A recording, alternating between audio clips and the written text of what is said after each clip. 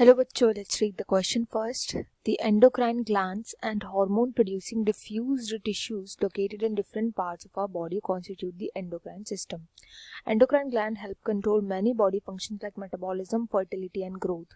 The hormones associated with the labeled part Y, A promotes synthesis of proteins from amino acids, B reduces breakdown of proteins to maintain the tissues, C reduces respiratory breakdown of fats और D none. हमें question में बोला गया कि endocrine glands और वो tissues जो कि हार्मोन्स को प्रोड्यूस करते हैं डिफरेंट पार्ट्स में प्रेजेंट होते हैं एंड ये एंडोक्राइन सिस्टम को बनाते हैं हमारे बॉडी के. एंडोक्राइन ग्लैंड्स जो होते हैं वो हमारे मेटाबॉलिज्म, फर्टिलिटी एंड ग्रोथ को मेंटेन करने में हेल्प करते हैं.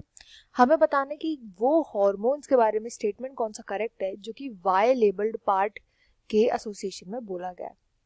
तो इसके लिए जो हमें की कॉन्सेप्ट यूज करना है वो होगा ग्लैंड्स के बारे में हमें नॉलेज होनी चाहिए. वेरियस जो ग्लैंड्स होते हैं, glands in are endocrine system में. तो एंडोक्राइन सिस्टम के बारे में काफ़ी चीज़ें तो क्वेश्चन में ही बता दी है कि इसमें वेरियस ग्लैंड्स जो होते हैं वो प्रेजेंट होते हैं. इन ग्लैंड्स का फंक्शन होता है हार्मोन्स को रिलीज करना.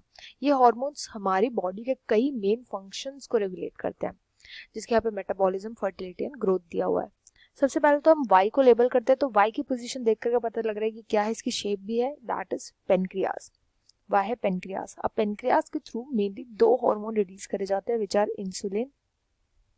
Insulin and glucagon.